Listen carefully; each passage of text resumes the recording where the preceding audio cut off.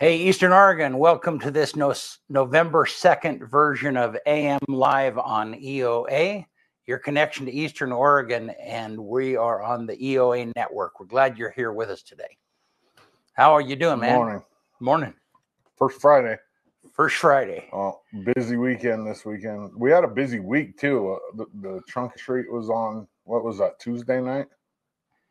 Yeah, Tuesday night. Yeah. And then it's a busy weekend. And those pictures were really nice that you took. Oh, yeah, that was fun. Totally different than sports, but kind of the same. Yeah. I saw a lot of people, so I was able to, make them pose, Yeah. Some of them. Halloween's not really my thing, but it was all right. Yeah. Well, it was clearly a lot of kids' things. Yeah. Man, there were a ton. That's what Halloween's for, right? Right. Give them some candy. And then I saw a thing where parents are bribing their kids to sell their candy to them to buy a toy from the store so the kids don't eat all the candy. Huh. Makes sense. No way I would have traded. We used to carry, when I was a kid, we'd take pillowcases. Yeah. To get our candy. Right. Yeah. And then we'd sort it all at the end of the night, into Reese's. Yeah. No way I would have traded my candy for a toy at that. Not that much candy. We were. Yeah. Yeah. One of the comedians at night, not Fallon, but anyhow, they had a thing where the parents would steal their kids' candy or whatever and they would record their videos, your candy's gone because I think it was and they would record the reaction of their kids, and clearly it wasn't gone, but man, kids were just devastated, as you and I would have been. You work hard for that candy.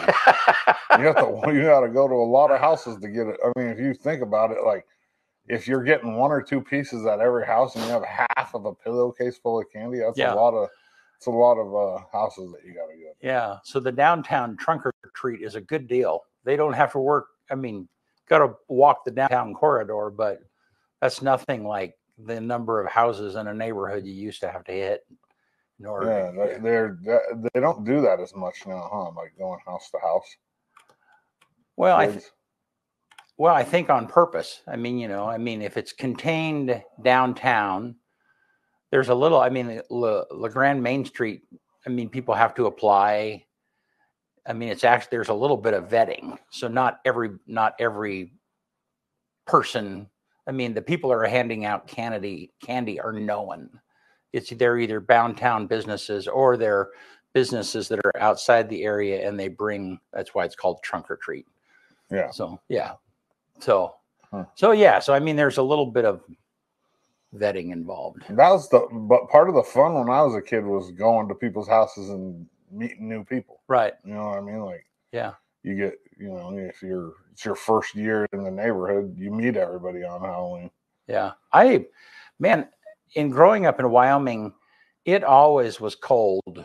I mean, it used to always be cold here too. It was snowing or something. It was miserable, Used to be like that here when I was a kid. On Halloween, there was snow almost every year. You just had to deal with it. Well, and you could work on some kind of a costume, but you were going to put a coat over the top of it anyhow.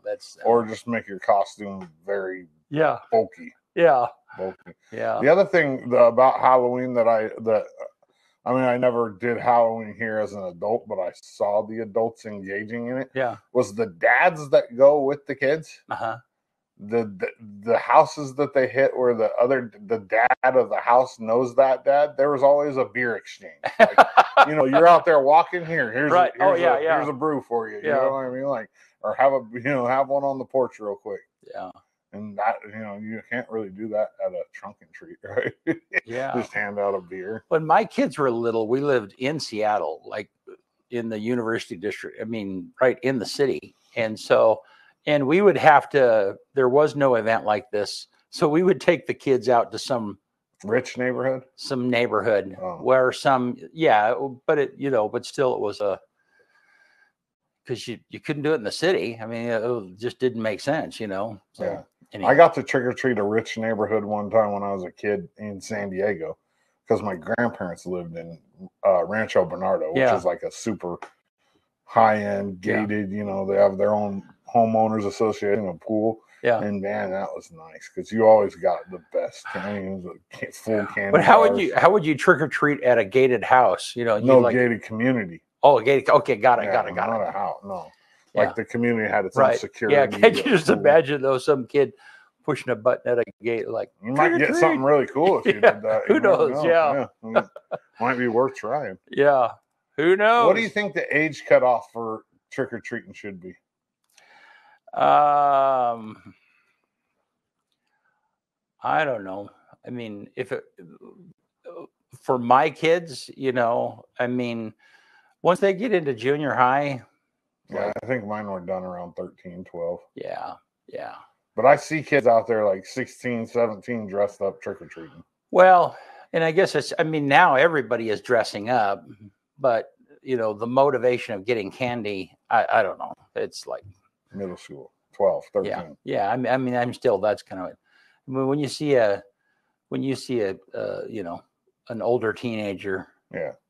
Trick or treating. Yeah. You should be out snatching bags, not trick or treating. That's a whole different thing.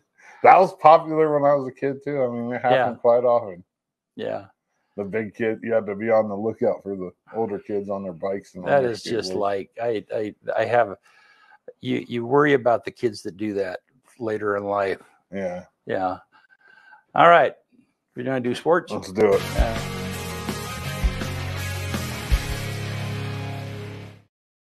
Morning Sports Report brought to you by Hobby Habit, 411 First Street in LeGrand. Go check them out. They have Traxxas RC. They have the biggest Lego selection in Eastern Oregon. The store is absolutely amazing. Joe and his team have done a great job updating it. They have Magic the Gathering cards. They have kendamas. They have STEM supplies for your kids. And, man, it's just they've done a great job. Hobby Habit in LeGrand, just for the fun of it. On Tuesday, the LHS girls soccer team lost in the opening round of the playoffs, 1-0 to North Bend right here at Community Stadium. And that pretty much wraps up the fall sports season for the high school, except for cross country. And they run in the state championship this weekend. EOU cross country will be running their conference championship this weekend in Caldwell. I think the men's team is number 6 in the country, and the women's team is receiving votes, so they're right outside the top 25. I sat down with CCC Runner of the Week, Lauren Mitchell, this week, and here's a little clip of that. What are you going to school for? Exercise science. Exercise science. What do you want to be when you grow up? I originally wanted to be an athletic trainer, but I don't really know anymore. I'm like leaning more towards that again. But what had you leaning away from it? You see the hours they have to put in up there? Kinda, yeah. It's a grind, it is man. a lot. They work their butts off. Yeah. And I just know, like, with, like, a family and stuff, that's, like, a lot. And so. Yeah, talk to Chris about that. Yeah. I mean, it's a tough job, man. Mm-hmm. I couldn't imagine doing it. They're there all the time. They are, yeah. And traveling and just everything.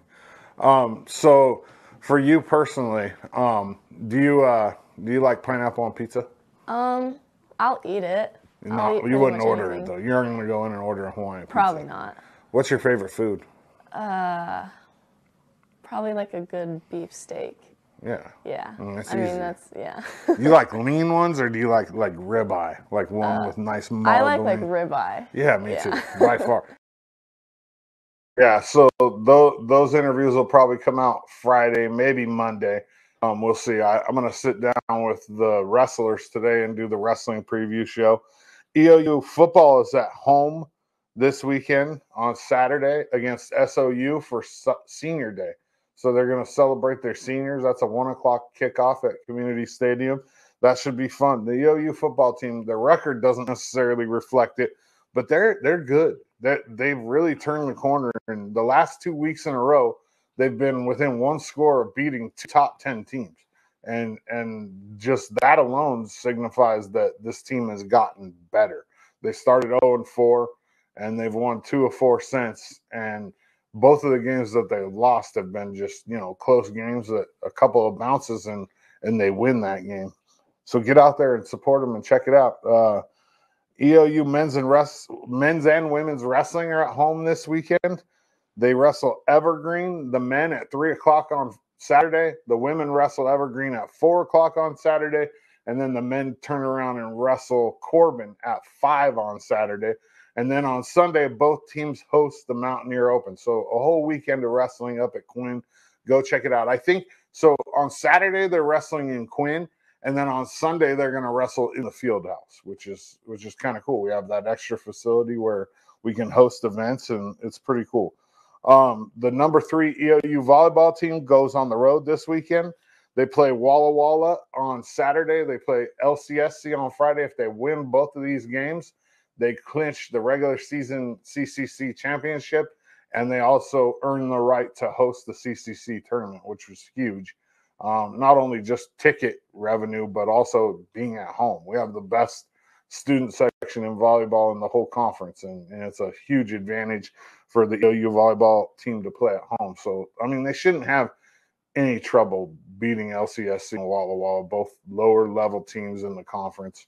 And so that'll be exciting because the CCC tournament here is super exciting. And then as the winner of the league, we'll most likely get a home game in the opening round of the national tournament too, which is always exciting because that's a team from another part of the country that comes in and plays us here, and we have great fans up there.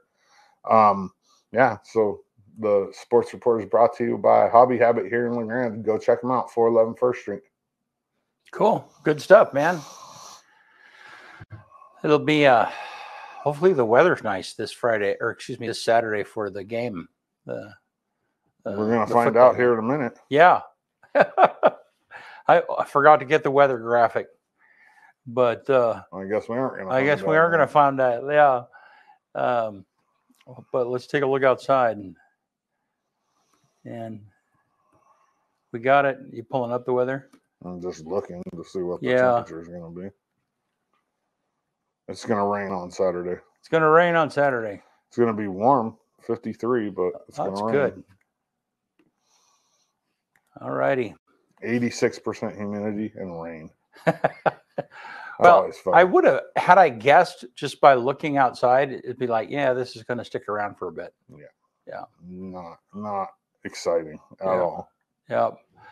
Well, and so our high school football is done, so that part of our lives are a little bit more freed up, but we're on to other stuff. So when is the volleyball? When are the conference? When is that championship? That'd be the weekend after.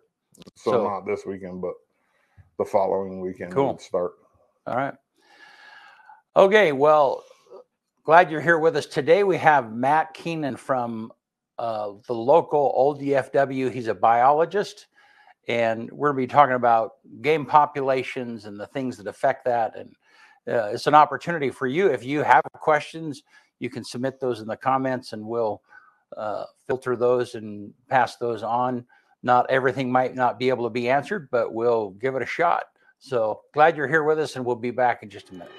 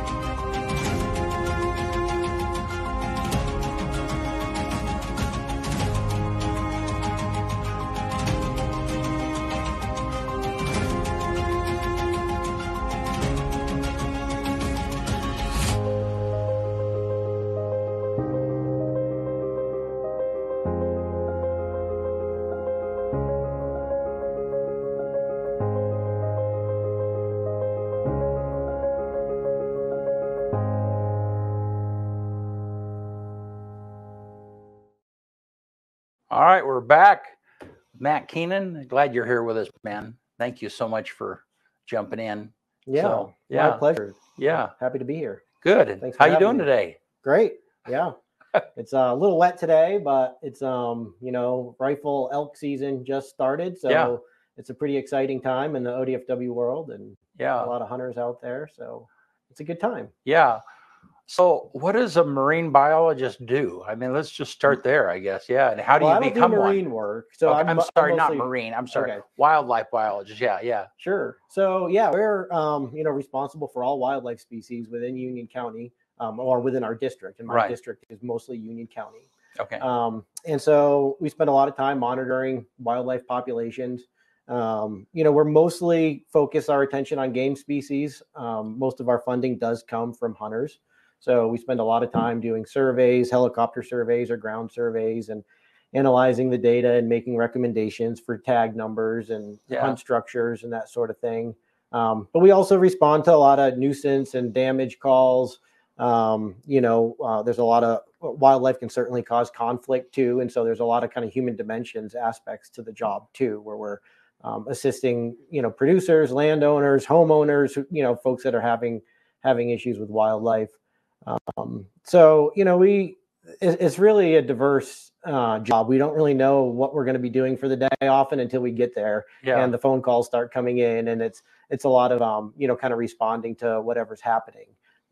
But in the bigger picture, kind of long term, it's trying to manage populations for sustainability, so these populations be sustainable in the long term and provide a resource for the people of Oregon, and kind of strike that balance between opportunity and resource, and kind of too much of a good thing sometimes, or in certain areas, and where there's conflict, trying to mitigate the conflict. And so I mean, most of the time, but there are, in Wyoming, we used to have called game wardens. Okay.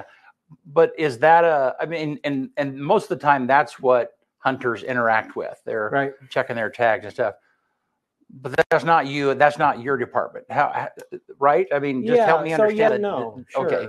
Yeah. So Oregon is one of two states, along with Alaska, where the Department of Fish and Wildlife doesn't actually conduct our law enforcement. We basically contract out to Oregon State Police. Okay. And so they have a wildlife division, fish and wildlife division, and they'll do the citations. They'll build the cases on folks poaching and all the other wildlife and fish related enforcement activities. Now, that said, we do spend a lot of time during the hunting seasons driving around and talking to hunters, checking hunters in camp, make sure they have the right tag, find out what the harvest is like in certain areas. And so we are still kind of that on the ground interaction with the hunters. Right. We definitely still do that. That's a very important part of the job for me. I really try to prioritize being out there and engaging with our hunters. They do pay our bills, and they have a lot of questions, and we pull up to camp, and we're really happy to help answer those questions. That's awesome, because it's dense. I mean, when you dive into the ODFW world and it comes to hunting, there's just a lot of data. There's a lot of information. The tag system is like super confusing at times. And so that customer relation thing that you guys do, I mean, that's really helpful. It's extremely important. And I think the fact that, we aren't solely responsible for the law enforcement actually allows us to engage more in that customer service realm with the hunters. So it works out really well in the state. Yeah. Well, that's awesome. So the reason that you're here, one of the reasons that kind of sparked this, is we were having a conversation with Commissioner Donna Beveridge, and we were talking about how elk coming down affect the feed that farmers, the haystacks, and so on and so forth, and how that's managed. And so then that was part of the question was, populations. And so I don't know, what you just kind of launch about that. Sure. And, talk to us about those issues. And no, I'm happy to. It's great. I'm glad I can be here to talk about that, because it's a really important topic. It affects people's livelihoods. Right. And so, look, elk, they're an incredible resource for the people of Oregon, whether it's recreational opportunities with the rich hunting traditions here, just aesthetics. A lot of people just like to, see the elk, wildlife viewing and photography, but also for consumptive purposes. A lot of people fill their freezers with elk, and especially here in Northeast Oregon, it's an incredible resource. But at the same time, elk can be incredibly destructive to agricultural crops. And it's sort of our job to try to balance those two things. And honestly, it's one of the biggest challenges in wildlife management is elk management and elk distribution. One of the biggest challenges I face.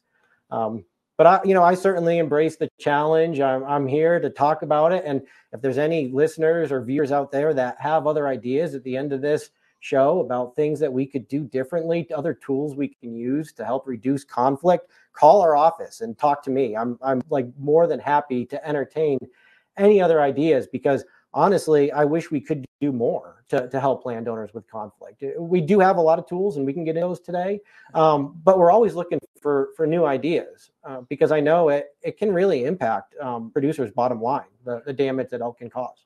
Has it, I guess the thing where we should start is, has it increased? I mean, from the non-farmer out there, mm-hmm. I mean, it's beautiful. I mean, yeah. We'll see. My daughter lives out in Cove, and she posted a video on our stuff. It's been a couple of years ago, and I mean, there were probably 150 head of elk that crossed right in front of her. Yeah. And it's like, I mean, it's a magnificent thing. Yeah, it really is. From the farmer, they have a totally different perspective. Sure. But has that problem increased over the years, and why? Well, I can tell you that elk damage and elk conflict, especially in Northeast Oregon, is not new at all. This has been going on for decades. Right. The Elkhorn Wildlife Area in the Valley was established in the 70s, particularly to kind of divert elk from neighboring landowners, because there was so much destruction being caused there. The Blue Mountains Elk Initiative was established 25 years ago, specifically to address the issue of elk distribution and damage on private lands, and how we can try to attract elk and keep them more on public lands, because of these same issues that we're having today. And so it's certainly nothing new. I can't tell you specifically numbers one way or the other. In the valley itself, I think that what we have is a situation where elk are very nomadic animals. They will find the resources. They will move through time.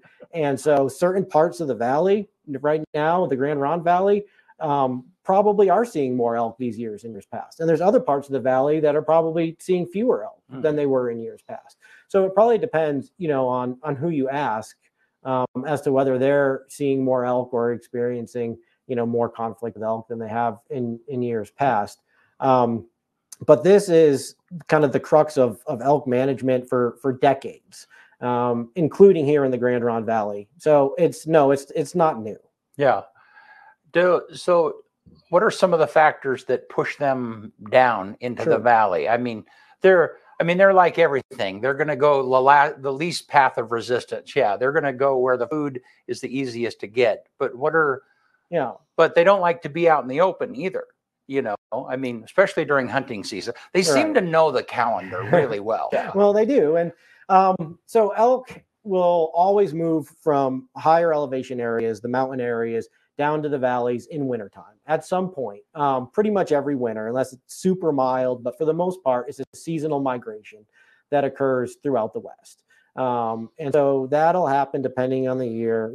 It could be December, January, sometimes even February, if it's a more mild winter that really pushes them down where they have to be on the valley floor. And that'll happen at some point. But there's other factors that can push elk down off the public lands and off the higher elevation down to the agricultural lands, or just the lower elevation and private lands, before winter forces them.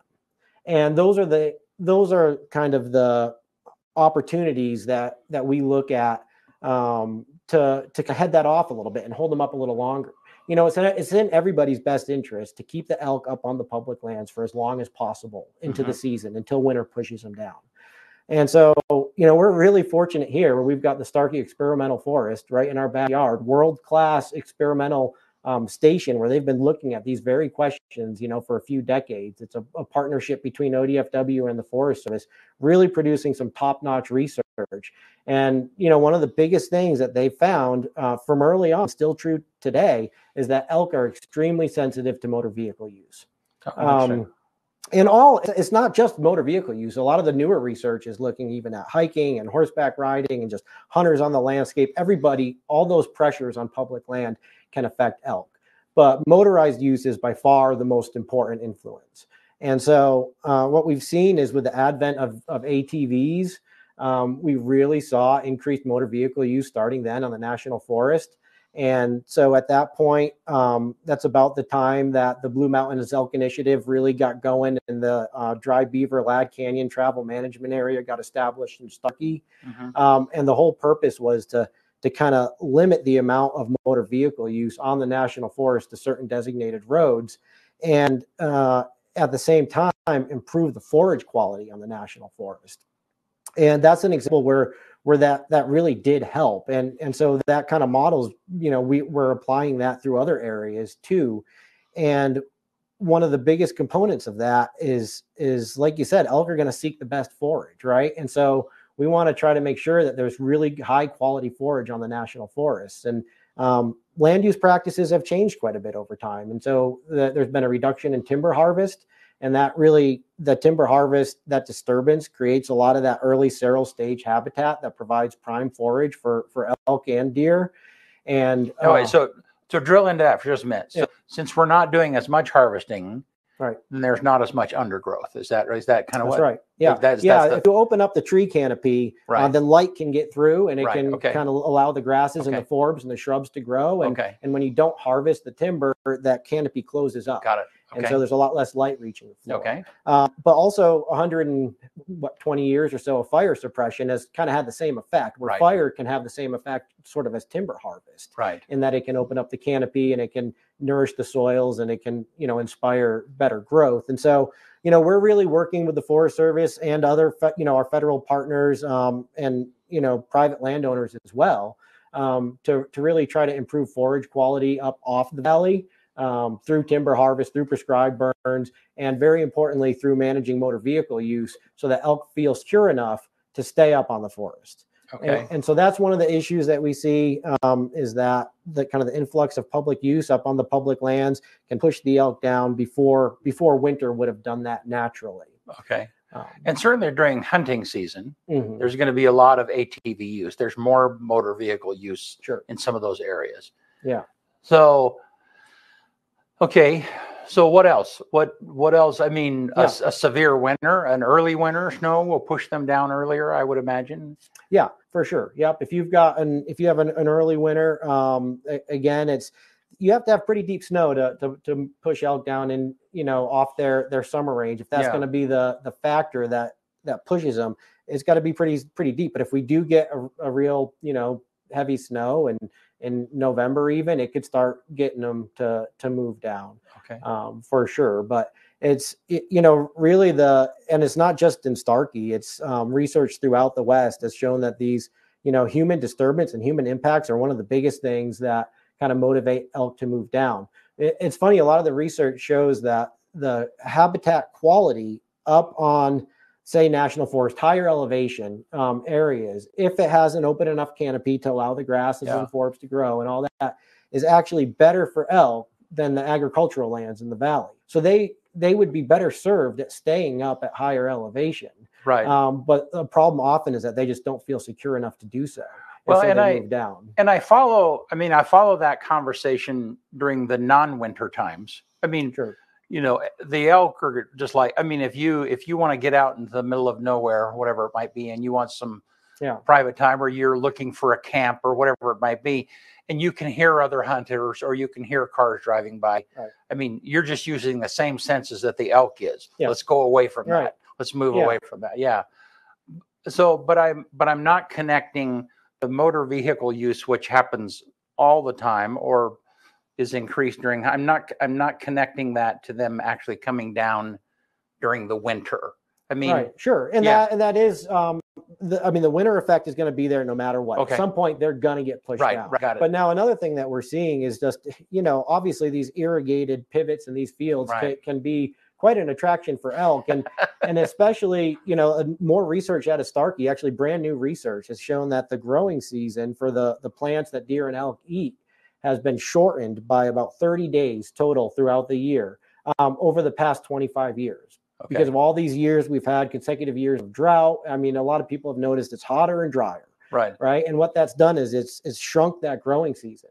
Right. And so those plants aren't available for as long as they were in the past. And so what happens is you've got these irrigated lands down below, and now the plants nest sooner in the fall. They die and don't provide the nutrition they used to provide for the elk earlier than they used to in the fall. Yeah. So now the elk are looking at those irrigated lands, as a higher attractant than they used to be, because of that. So there's a lot of factors that are kind of playing into this elk distribution challenge. Yeah. Let's go back for a minute to the experimental forest thing. Yeah. So talk a little, how big is that? What does that involve?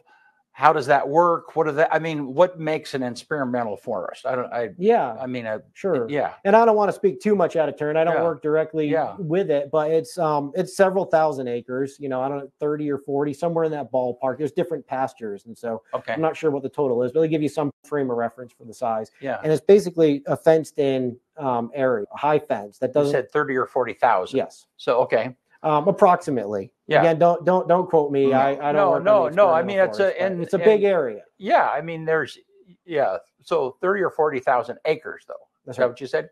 Yeah. I mean, so go ahead. I'm sorry. So, but yeah, I mean, they've got several pastures, and there's high fence, around the area. And so they can regulate, deer and elk are not, for the most part, they don't get through the fence. Okay. And so they're able to really monitor the populations and kind of see how they respond to different research. And they've done a lot of different studies throughout the years. And a lot of it started with this, looking at the motor vehicle use. And now, they're looking at a lot of nutrition-based stuff. And that's where the forage analysis came up recently with the growing season. And so they're really able to kind of, focus on that sort of a closed population, which we don't have generally in the wildlife world, a closed population, because animals don't respect boundaries, of course, and they go where they want to. And so having a fenced in area has allowed us, in partnership with the Forest Service, to really conduct some excellent research projects. Good. So how much, certainly one of the things that hunters talk about are the predators, or, how much of the predator issue, whatever that might be, are a part of forcing the elk down. Is that a thing? Well, I mean, yes and no. And certainly predators are going to influence, all wildlife behavior. And so we can't rule any of that out. Certainly an interaction between elk and wolves in particular is a question that we get a lot recently. But these issues have been occurring well before we had wolves in Oregon. Sure. And certainly we have cougars and we have bears too. And so, to the extent that predators influence elk distribution, again, what we've seen through a lot of the studies and what we're seeing on the ground, that the human impacts are far greater than the impacts of predators. Okay. And so, they could be part of the equation. You mean as far as pushing people? As far as pushing elk, yeah. Okay. I mean, wolves are and all predators, right? They need a prey base. They're gonna stay where there's prey. Right. And so, if there's not elk up there, then the wolves aren't going to still be up there, and so they're going to follow the animals around, So they're looking for food the same way the elk are. Yeah, right. So if they pushed all the elk away, then they wouldn't have anything left to eat, and they wouldn't be there anymore. I would imagine. So, I mean, wolves are the hot topic, but just my guess is that cougars are probably more of a predator of wildlife than, for sure. There's far more of them, right? In the state. And so, cougars are going to take more game animals overall than wolves will. That said, cougars do focus more on mule deer, and wolves do prefer elk. Okay. But there's far fewer wolves for certain. And so, right. How does, over the past, and this might be too broad of a question, you might not know, how has, particularly the cougars, how does the cougar population affected hunting numbers overall? The amount of animals that are available to hunt. I mean, is that a problem, or is that a thing? That's a really good question. It's a crux of, we're rewriting our mule deer management plan right now. And so we're mostly talking about mule deer when you're talking about cougar populations in general, because that's their preferred prey source. Yeah. And certainly cougars eat a lot of mule deer. It's true. But most of the research in the past has shown that predation on mule deer from cougars has been what we call compensatory mortality, which means that on average, if that deer hadn't been eaten by that cougar, it would have died of something else. Interesting. Okay. For the most part. Now, we know that there's certainly times and places where it's actually additive mortality, where that deer wouldn't have died. And so it does have an impact on the population in some places, for sure. And what we're trying to do is to figure that out with our current research and to better, be able to articulate and put our finger on those places where it is additive mortality, where it could help if we were able to, increase cougar harvest or address the cougar population in those areas. That said, Oregon has tried this several times in the past with cougar target areas where we went in and administratively removed mountain lions. And we have seen in all those cases no net benefit to the mule deer population from doing so. Yeah. And so we're still trying to tease that question apart. But it's one that certainly comes up a lot because mule deer populations have declined significantly throughout the West. Yeah. And in Oregon, in 1994, the voters passed a ban on hounding, using hounds to hunt mountain lions. And since then, the cougar population has increased significantly. Yeah, it's hard to hunt. Yeah. And so a lot of people have seen that, and they've also seen at the same time, the mule deer population has gone down significantly. Right. So it's hard to ignore that, and so it's a great question. And it's totally understandable why people look at that as a primary factor. But what we're seeing is that it really is the habitat condition has changed so much on the landscape since the kind of the heyday of mule deer was, several years after a big logging boom, and that resulted in all this new growth coming up, and that really produced a ton of mule deer. And so, that's probably one of the biggest factors that that habitat has changed. It's now grown older, and it's provides less nutrition for deer. And so what we're actually seeing on the Starkey experimental forest, again, you keep referencing that, but what they see is that mule deer does now on their summer range, which is, whenever they're on public lands, pretty much that's their summer range. When they need to bulk up, they need to be getting their nutrition, that they are not taking in enough nutrition to support lactation anymore.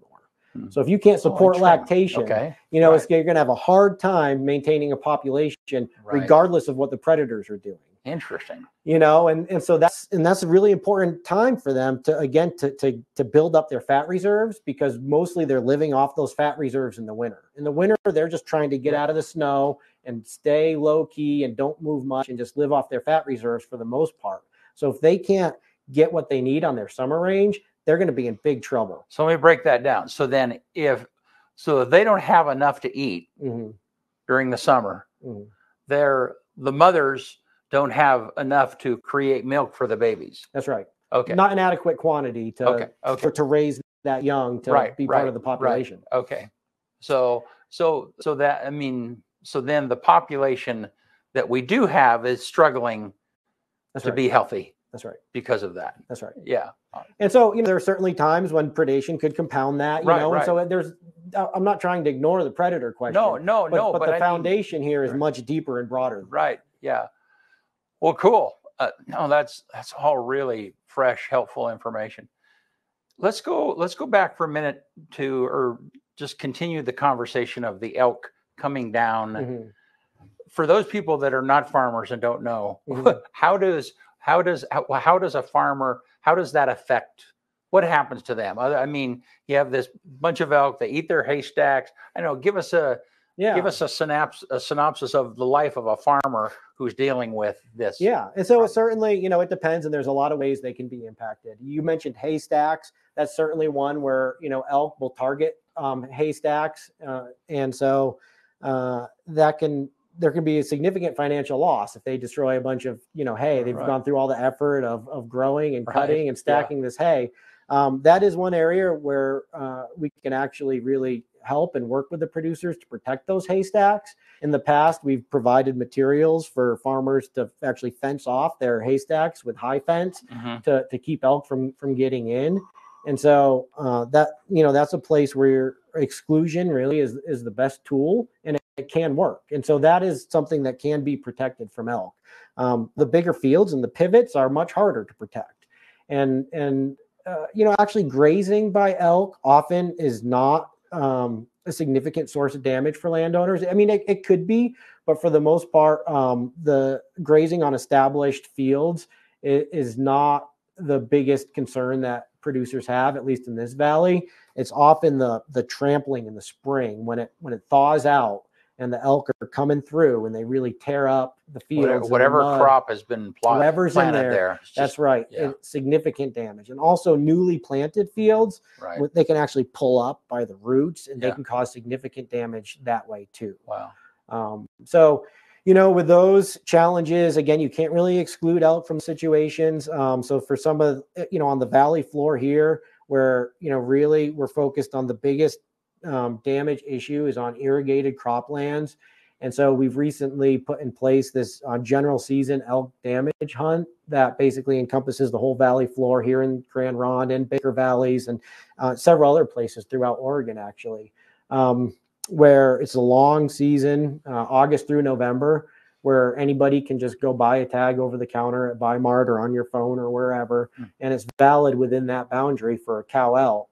And of course, you need landowner permission to utilize it. But that program has basically replaced the landowner damage tag program where we used to kind of handwrite damage tags for landowners that were experiencing damage. So this tool has really helped landowners address damage on that bigger scale, where you can't exclude them from coming in, but you can provide pressure. Right.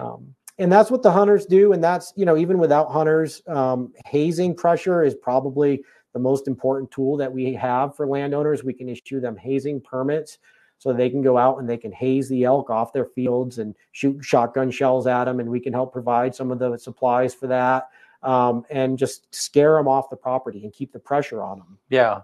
But what the hunters do is they kind of provide free hazing for the elk, and a more sustained method where they stay on them and they keep kind of pushing them. And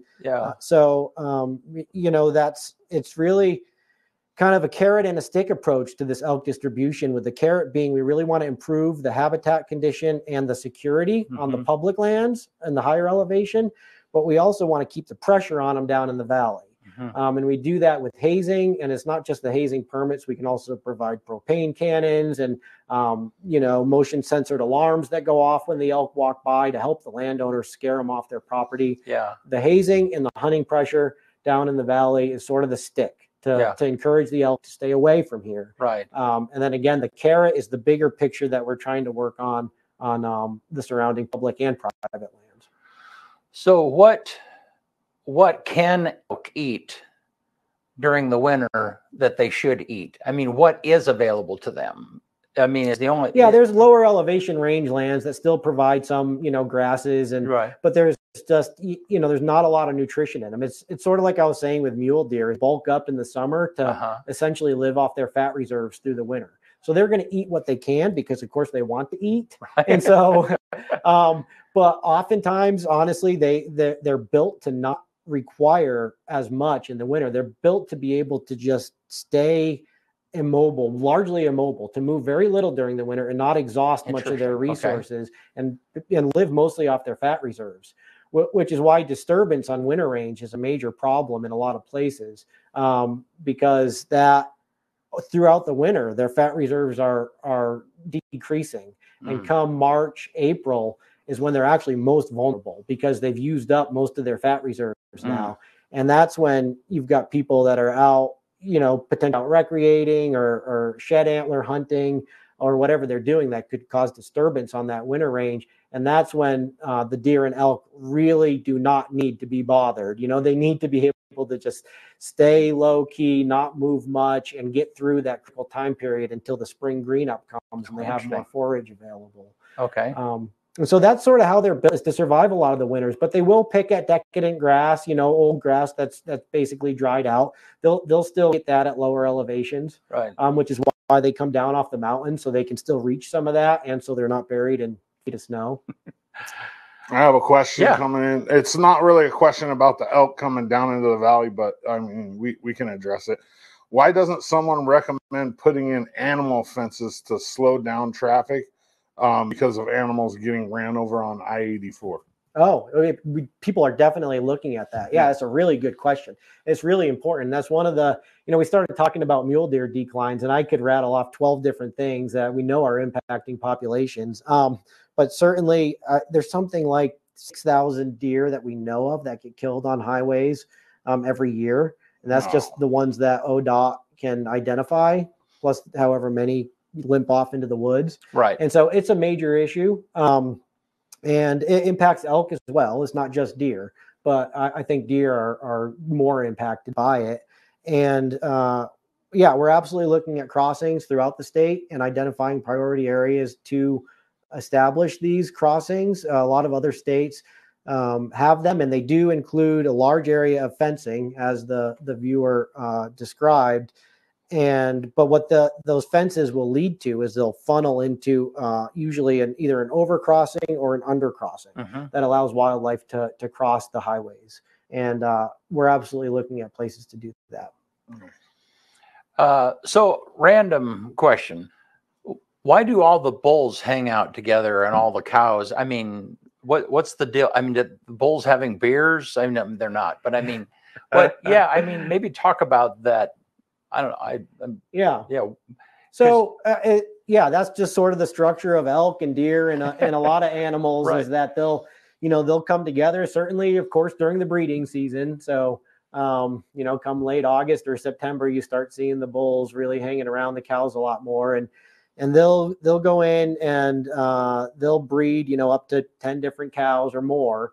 And then they'll kind of go off and either live by themselves or with other bulls. And they're certainly a polygamous situation with deer and elk. And so it only requires one bull to breed every 10 cows.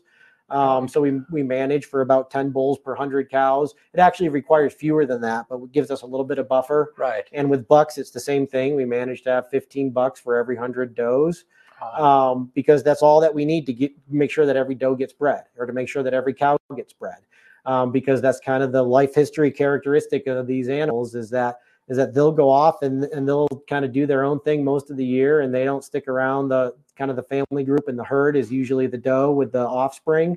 And then those offspring, a lot of them will disperse and they'll kind of bring their genes to other areas to help that genetic flow. But really the does and the fawns and the yearlings kind of make up that herd group, that family group.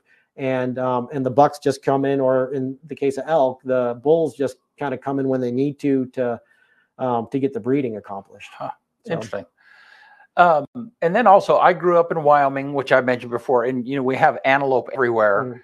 But during the winter, you'll have groups of antelope that will come down into the valley here. Yeah. And where are they at other times of the year? I mean, they're actually here in the valley most of the year, to be honest. The ones, we count them in the summer here in the valley. Do they hang around in the same area that deer do? I mean, you know what I mean? Yes and no. They don't usually go up very high in elevation. They usually stay very close to the valley floor, where deer and elk, most of deer and elk are migratory. And so in the summer, they will go up in elevation and they'll come down in the winter. Whereas antelope don't really seem to do that. Pronghorn really prefer to stay at those lower elevations. They will move, and depending on the herd, they may be more or less migratory for sure. They do have migratory patterns also. But the ones you're referring to here in the Grand Ronde Valley, they really don't seem to move much. They seem to stay on the valley floor. They might kind of, they might move south a little bit through Union at some times and move toward Thief Valley a little bit. And so, we may see them kind of leave the valley for a little bit to head down there and wander back. But some years it seems they stay right here in the Grand Ronde Valley. So, that's a new thing, though. When I was a kid, there was no pronghorn in this valley. That's within the last 20 years. Okay. Well, I did some drone videography of them. It might have been a couple of winters ago. And I mean, there were probably 50, 75 of them, and it was just so strange because you don't see them any other time the whole year, Yeah. So, no, that's. What about elk population as a whole? Sure. So if we look at say over the last, and I don't know how far back you can go, but has the elk population in Union County risen or declined? I mean, or is it stayed it's been really pretty stable. There have been times it's been higher and times it's been lower. For the most part, it's a stable population. Stable. You know, so we have several management units that kind of come together here in the Grand Ronde Valley and in Union County. The main ones being the Starkey Wildlife Management Unit, Catherine Creek, Mount Emily, and then up North Valley, we have Wenaha. And so, you know, two of those wildlife management units, Wenaha and Mount Emily, are actually below their management objective by quite a bit for the total amount of animals in the population. The Starkey herd is actually kind of part of a great herd with the Ukiah and even into Heppner. It's sort of a really big, large herd that moves between those areas. And that larger herd overall is above management objective by probably a few thousand animals, you know, out of about 20,000 though. So we're over management objective there. And so in response, we have a new Starkey cow hunt on the books.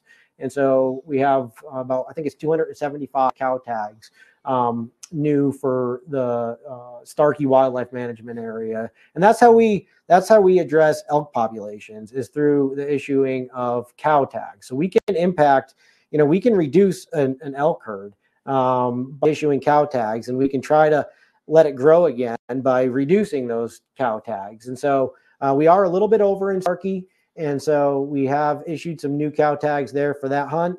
And in the Catherine Creek unit, we are over management objective in Catherine Creek Unit 2. And so we did just issue a new muzzleloader hunt for Catherine Creek. And next year, it's actually going to be a 2-month hunt. We're trying to kind of expand that opportunity there to, you know, one, to harvest some cows and reduce that population a little bit, but also to provide a tool for landowners after that general season elk hunt is over for the months of November and December for that muzzleloader hunt to kind of keep the pressure, again, keep the pressure on the elk.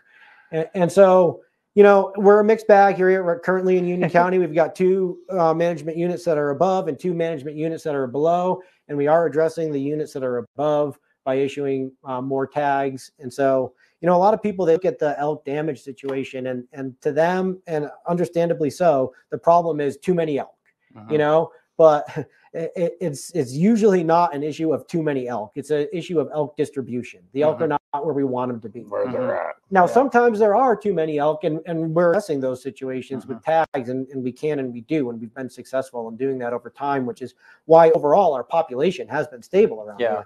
It's just the distribution can change over time because of all these factors that we've talked about.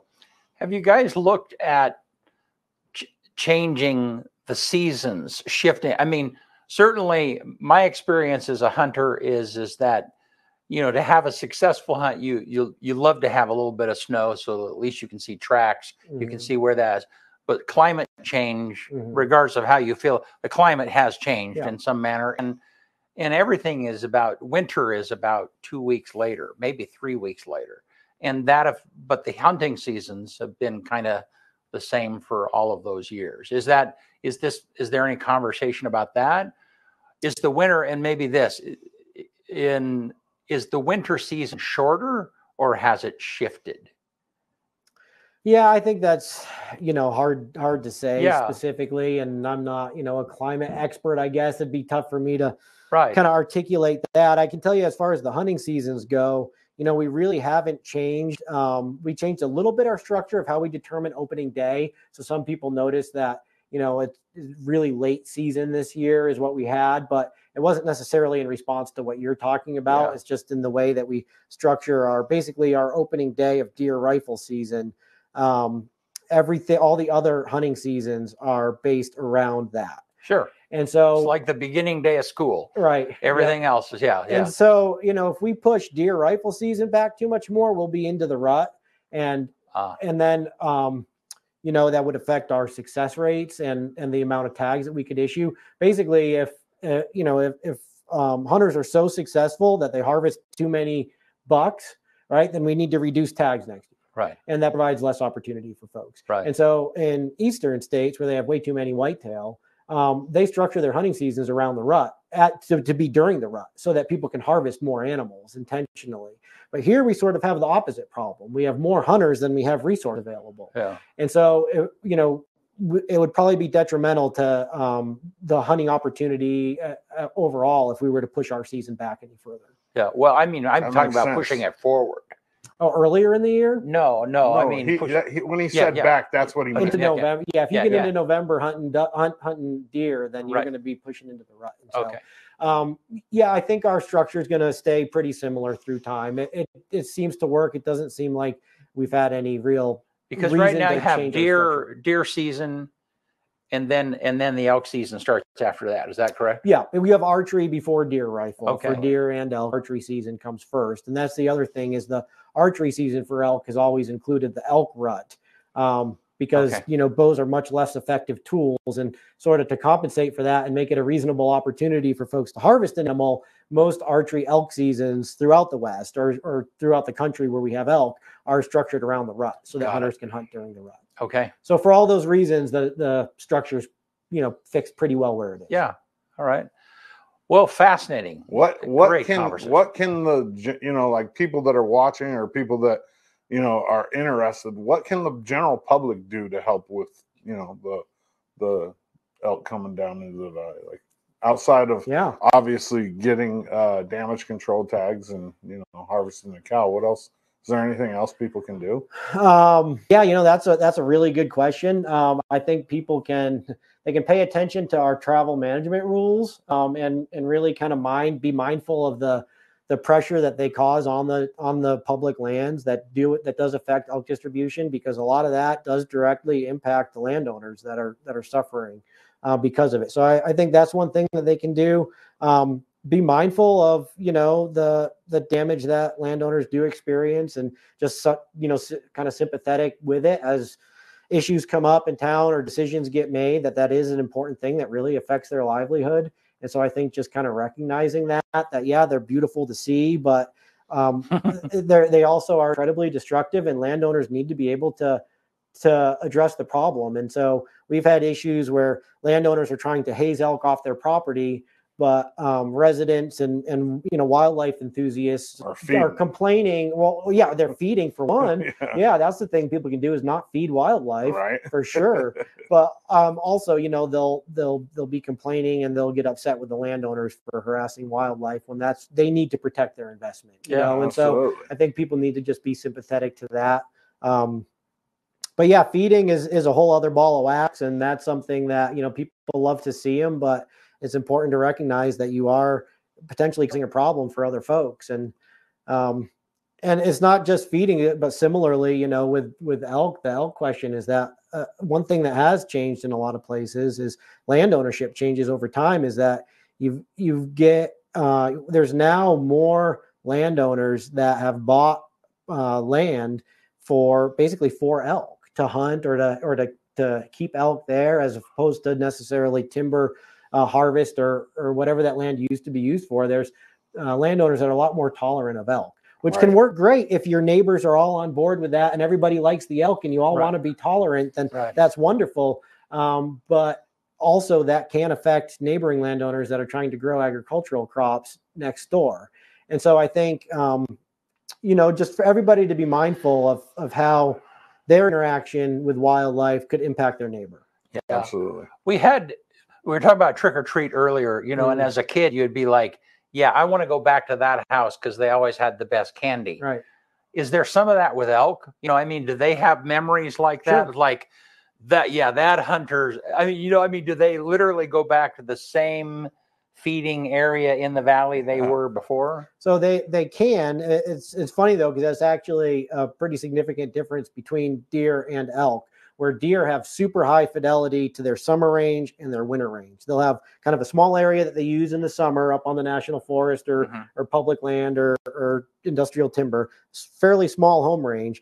And then they'll have another spot that they use in the winter that they'll go back to that same spot, and that'll probably be a small area also. And if you go build a parking lot on that area, they're going to go sit on that asphalt because that's where they go every time.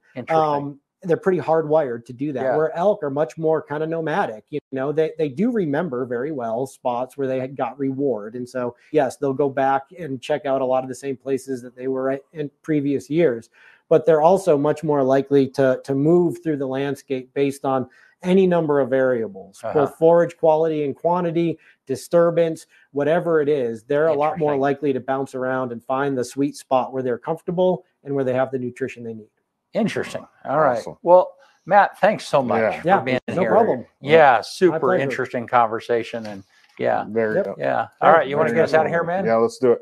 On this day in 1783, today's what, November 2nd? 1783, George Washington, later the first president of the United States, bid farewell to his army after the American Revolutionary War. On this day in 1867, women's fashion magazine Harper's Bazaar is first published. 1895, on this day, the first organized auto race in the United States is run in Chicago. 6 cars raced 52 miles on a lakefront course. Only 2 cars finished because it was in a blizzard. The very first auto race in America. 1898, cheerleading begins in the United States as Johnny Campbell leads the crowd cheering on the football team at the University of Minnesota. 1947, Howard Hughes flies the Spruce Goose for the first and last time on this day. 1983, Thriller is released worldwide by Michael Jackson. 1983 on this day. And then 2020 on this day, Baby Shark by Pink Fong becomes the most watched video on YouTube with over 7 billion views. Oh, my goodness. 7 billion views. The number 1 movie in America on this day 10 years ago, Ender's Game. And then the quote for the day, right there. A true leader has the confidence to stand alone, the courage to make tough decisions, and the compassion to listen to the needs of others. One more time. A true leader has the confidence to stand alone, the courage to make tough decisions, and the compassion to listen to the needs of others. And that's Douglas MacArthur. Good stuff. Once again, thank you to Matt Keenan, ODFW wildlife biologist. We appreciate you. Yeah, happy to be here. Yeah, Thank you. Thanks, man. We'll see you guys soon.